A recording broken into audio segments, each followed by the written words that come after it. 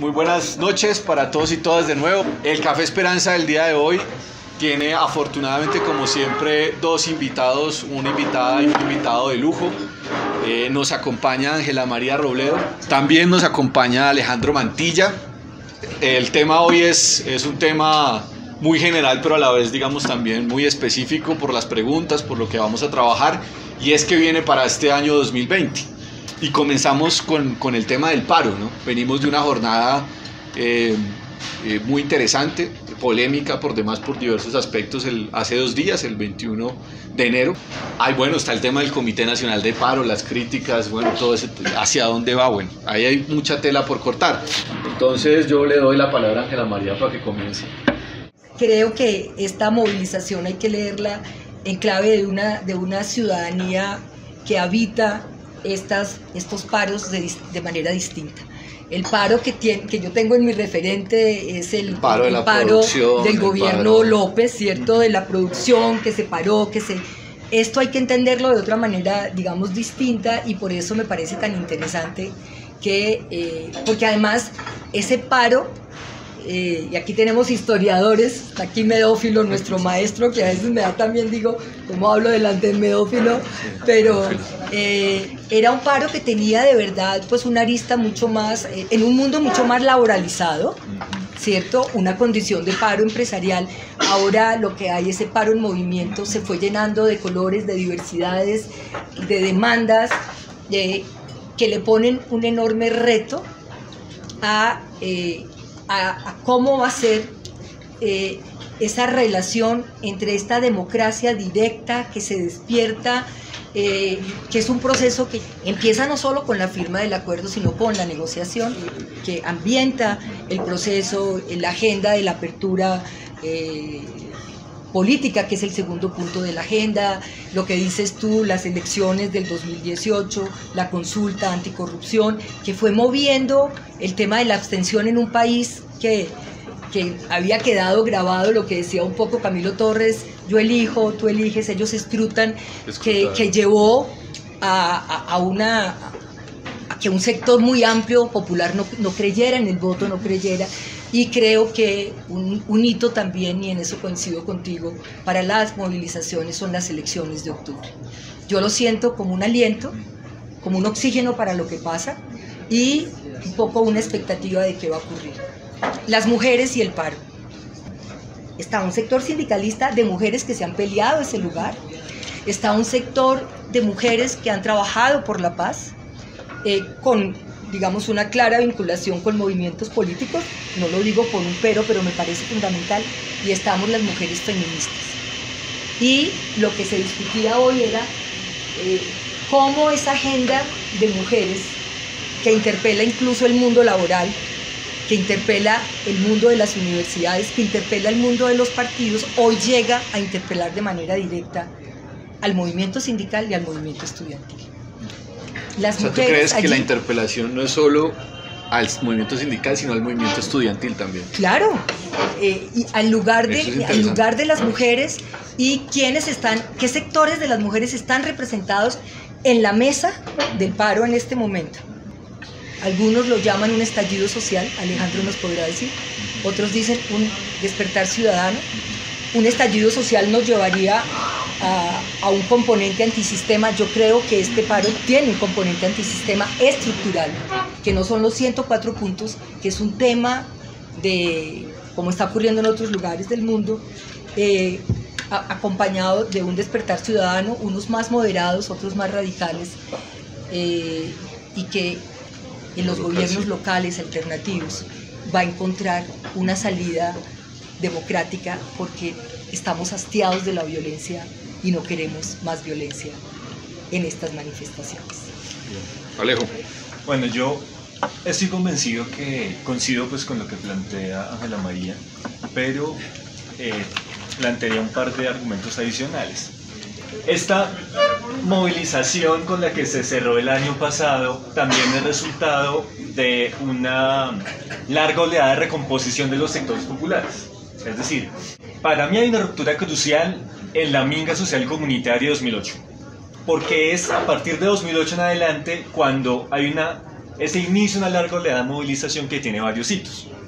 Por ejemplo, la MAN en el 2011, el paro estudiantil de finales de 2018, 3 paros agrarios en 2014, 2013, 2014, 2016.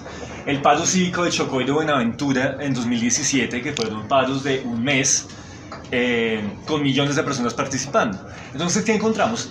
Algo muy interesante de recomposición de esos sectores populares con una gran capacidad de movilización que logran superar la larga noche del paramilitarismo de los 90 y el gobierno Uribe.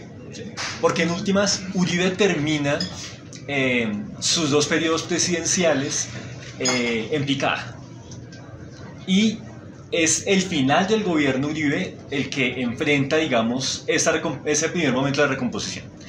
Alejo, pero para problematizar algo, y es, tú dices Uribe termina en picada, pero lo que uno diría, pero entonces ¿por qué Uribe logra elegir al otro presidente? O sea, porque el primer gobierno de Santos es Uribe, ya el segundo, ¿sí? Y pone a Duque. Esa es la verdad. Hay varias razones. Primera, no necesariamente hay una correspondencia entre las dinámicas de movilización y las victorias electorales, ¿sí? En algunos casos en lo local sí, uno puede decir que el triunfo de estas alcaldías alternativas en Villavicencio, en Bogotá, en Buenaventura, están muy ligadas a dinámicas de movilización. Pero lo que ocurre, digamos, con la victoria de Duque tiene que ver sobre todo con la incapacidad de juntarnos los sectores alternativos en la segunda vuelta, porque igual hubo, digamos, un peso fuerte del voto en blanco, y el miedo del castrochavismo y la lógica de las fake news que necesariamente impactó en muchos sectores de clase media, sobre todo que, digamos, se espantaron con la posibilidad de que hubiera una especie de crisis con el fantasma venezolano y todo esto. Pero yo insisto en que lo que estamos viviendo en este momento, en el 2020, solo podemos entenderlo en perspectiva de larga duración. Por otro lado, a mí me parece que, frente a lo que decías, Ángela María, hay unas dinámicas de cambio generacional muy importantes. O sea, mucho del estallido popular es un brote centennial, ¿sí? Y ahí hay mucha esperanza, pero también muchas preguntas. Y luego por una razón. Cuando uno miraba las movilizaciones del centro, de Suba, del Parkway, uno veía movilizaciones de gente muy joven y con un protagonismo de las mujeres muy importante. Y luego uno veía en las reuniones del comité de paro en FECODE más bien compañeros que los queremos mucho, pero era un escenario viejito y masculino, ¿sí? Entonces, bueno, yo creo que hay que analizar mucho mejor ese cambio generacional. Creo que también hay que mirar el cambio tecnológico también. Creo que, y sobre eso se ha dicho mucho, pero creo que las dinámicas de redes sociales permiten que haya una movilización que es profundamente descentralizada y autoconvocada. Es decir, el comité de paro convoca movilización, pero no controla y no dirige. Es la misma gente la que se autoconvoca, y eso es muy importante.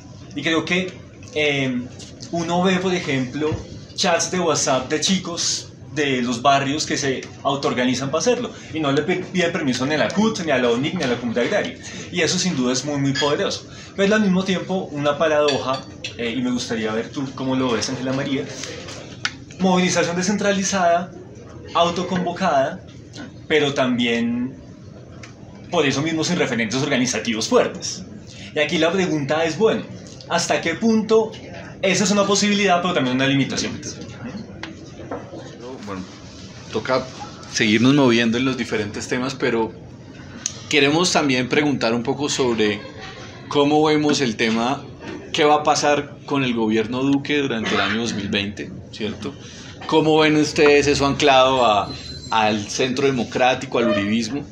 Toda vez que, pues, para quienes somos profundamente demócratas, sí, por ende antiuribistas, por así decirlo, pues estamos felices en el sentido de que vemos a un Uribe en caída, en picada con su popularidad, un gobierno Duque que al parecer no encuentra por dónde, o digamos se le han podido contener algunos elementos de su política pues bastante agresiva contra los sectores alternativos, populares, las capas medias y los pobres de este país y por supuesto contra la paz, pero pues también hay movidas ahí, ¿no? Parece que Cambio Radical va a entrar a la coalición oficialmente de gobierno, unos acercamientos con estos sectores claramente del Partido Liberal, es decir, ¿cómo se ve la agenda del 2020 de Duque? ¿Cómo la ven ustedes y también qué perspectivas ven hacia allá, ¿no? Alejo. ¿Qué está ocurriendo en estos momentos en el gobierno de Duque? Es un gobierno profundamente impopular, con un problema de liderazgo que es visible y que incluso para la misma derecha le genera mucha preocupación. ¿Sí? Es un contexto muy complejo pensando también en las regiones, ¿sí? Porque lo que está ocurriendo en las regiones es una nueva etapa de expansión del proyecto paramilitar narcotraficante, que en buena medida genera nuevas conflictividades y nuevas violencias contra la gente, ¿sí? Y aquí hay unas regiones que claramente se ven más vulneradas: el Pacífico colombiano, el Catatumbo, el nordeste antioqueño, el norte del Cauca. Entonces tenemos... Sur de Córdoba. Exacto, tenemos una situación muy jodida en el sentido de un gobierno impopular. Héctor Riveros hace poco decía que era un gobierno cuya gran estrategia es no hacer nada, o sea, como que no afrontar las vainas y no generar ningún cambio. Ese es uno de los pocos gobiernos donde uno ve que nadie quiere ser ministro, ¿sí? O sea, lo que está haciendo Duque es una cosa muy chistosa porque está haciendo como enroques internos, o sea, les toca entre ellos porque como que nadie se quiere meter en el Titanic de Duque. Y entonces a eso súmele la capacidad de movilización que creo que el gobierno lo que ha querido hacer es dilatar con una conversación que no va para ninguna parte, y que creo que el Comité de Paro por momentos tampoco ha sabido muy bien cómo por dónde, ¿no? Entonces yo creo que lo que va a pasar este año es la consolidación de esa impopularidad y ojalá que se siga manifestando pues la dinámica de la movilización. Yo creo que de alguna manera Duque encarna de manera más clara lo que fue la apuesta del acuerdo de paz, de algunos incluso funcionarios de Juan Manuel Santos, de lo que se necesitaba era una paz negativa. Es decir, el silencio de los fusiles. Ni siquiera el monopolio de las armas se puede decir hoy que lo tiene el gobierno de Duque. Y eso es absolutamente dramático para lo que está ocurriendo en las regiones. Y el tema del doble discurso que tiene Duque cuando sale y habla de la paz y cuando aquí hace la guerra, digamos, al hacer las chuzadas, al cruzarse de brazos frente a la emergencia ya mucho más georreferencial de la violencia en Colombia. También es responsabilidad de las agencias internacionales.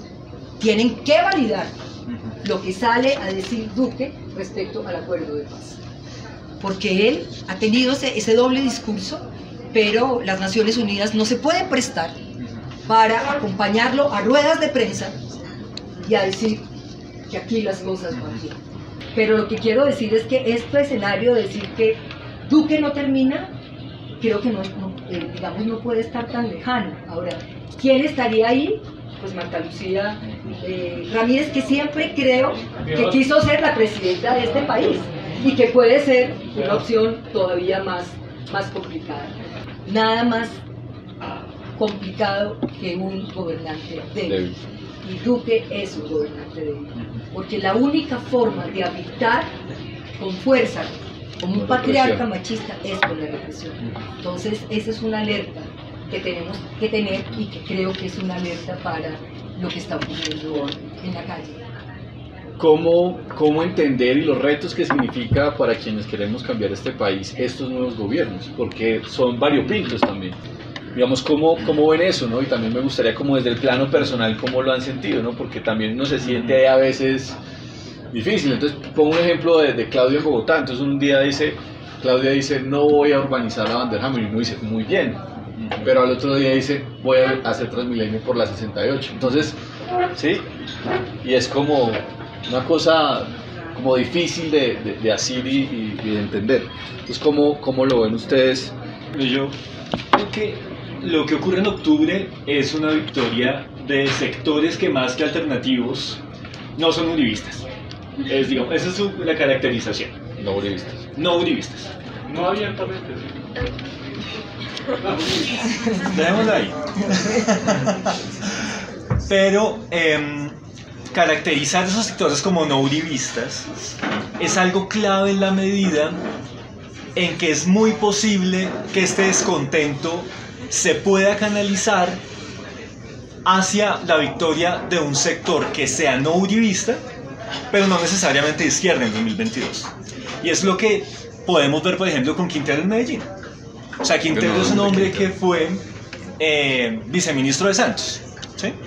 Que fue conservador, liberal, partido del tomate, un poco de esto, un poco de aquello, y que, digamos, liderazgos de este perfil son los que se podrían posicionarse en 2022. Y para mí, la pregunta sobre los O sea, ¿tú crees que estamos más cerca de un gobierno, digamos, de una transición tipo centro, ¿cierto? Que más que una transición hacia la ruptura o hacia la izquierda, por ejemplo? Yo veo un riesgo, más que una tendencia, porque es muy posible que este descontento generalizado se lea como un descontento no antimodelo, no antineoliberalismo, sino antiuribista.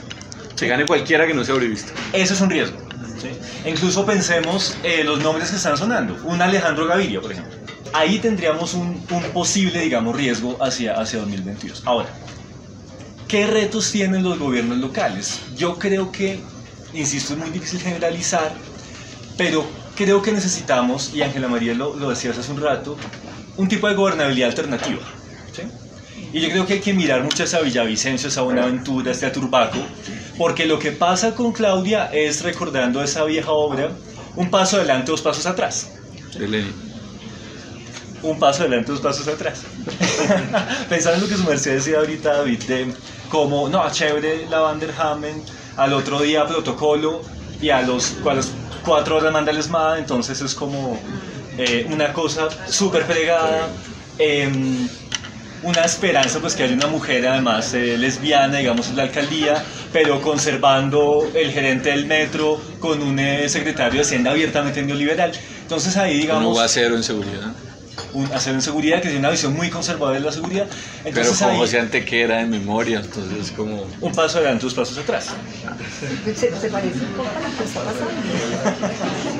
Sí, a ver, yo creo que estoy de acuerdo y quizá esa es la riqueza de lo que pasó en octubre.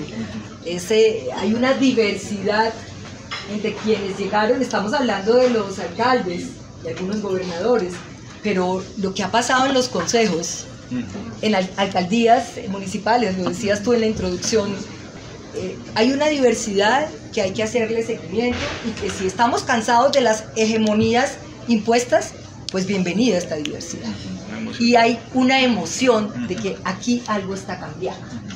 Yo sí creo, y lo decía al inicio, que estos gobernantes, hombres y mujeres, o de toda la diversidad que tenemos, deben encontrar en la forma como se tramitan los planes de desarrollo salidas para las reivindicaciones que hay en los territorios.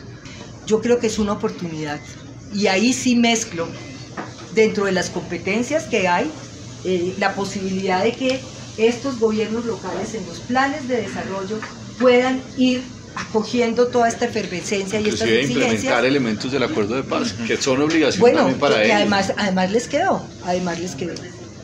Y pues sobre el tema de lo alternativo, pues yo estoy de acuerdo. Pero es que ¿qué es alternativo en Colombia después de todo lo que hemos vivido? Pues salir de alguna manera a decir que queremos fortalecer lo público. Eso es alternativo frente a lo que tenemos.